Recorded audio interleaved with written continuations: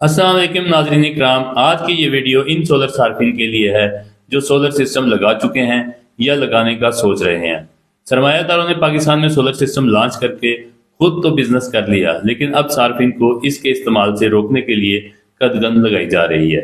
ऐसा क्यों किया जा रहा है, इसके पीछे क्या मुहर्रिकात कार फरमा है, इन्हीं सवालात के जवाब ढूंढने की कोशिश करते हैं। सबसे पहले ये समझना जरूरी है कि एक आम सारफ सोलर सिस्टम क्यों लगाता है। इसकी बुनियादी वजूहात हैं बिजली के महंगे बिल, लोड शेडिंग से निजात और तवानाई के मुतबादल ज़राए का हसूल।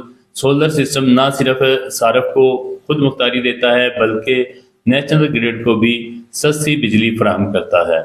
लेकिन मौजूदा हुकूमत ने नेट मीटरिंग के नरखों में ऐसी तब्दीलियाँ की हैं जो सोलर सार्फिन के साथ सरासर ज्यादती मालूम होती है।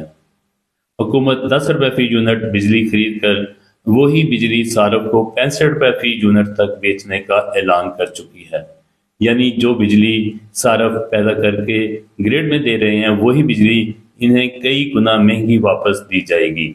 अब जरा हिसाब लगाते हैं कि ये फैसला किस कदर नुकसानदेह साबित हो सकता है।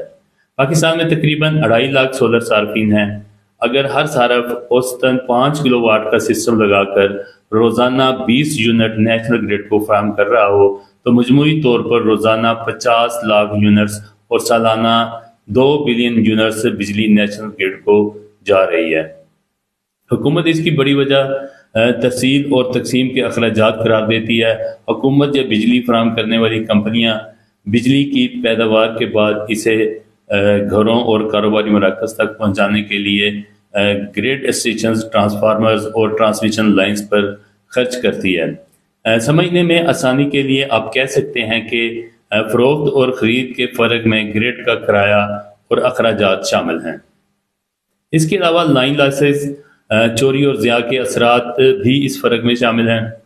पाकिस्तान में बिजली की चोरी और लाइन लॉसेस एक बड़ा मसला है। इस नुकसान की तलाफी के लिए हुकूमत सोलर सार्फिन पर भी इसका इजाफी बोझ मुंतकिल करना चाहती है। हुकूमत IPPs यानी इंडिपेंडेंट पावर प्रोड्यूसर और दीगर बिजली पैदा करने वाली जो कंपनियां हैं उनको बर वक्त अदायगी नहीं कर पाती, जिससे गर्दशी जो कर्जे हैं वो बढ़ते हैं और इसका बोझ भी सोलर सार्फिन पर अल्टीमेटली आता है। बिजली के बिलों में मुख्तलिफ किस्म के टैक्सेस को भी सोलर सार्फिन की कमर पर लादा जा रहा है। अब आते हैं सबसे बड़ी और असल वजह की जानब, यानी IPPs के साथ माजी में किए गए महंगे बिजली की खरीदारी के जो मुआहदे बिल वास्ता या बिला वास्ता सोलर सार्फिन पर मुंतकिल हुए हैं। जैसे जैसे सोलर सिस्टम का इस्तेमाल बढ़ रहा है वैसे ही वापडा के अखराजात भी बढ़ रहे हैं, क्योंकि माजी की हुकूमतों ने IPPs के साथ कैपेसिटी पेमेंट के मुआहदे जो कर रखे हैं, यानी अगर किसी कारखाने की बिजली पैदा करने की सलाहियत 500 kV है और हुकूमत जो है इससे महज 100 kV बिजली ले रही है, तब भी हुकूमत को इस कंपनी को 50 kV के चार्जेस देने पड़ते हैं। इस तरह अगर हुकूमत सोलर सार्फिन से भी बिजली खरीदे तो इसे दोहरे अखराजात का सामना होगा।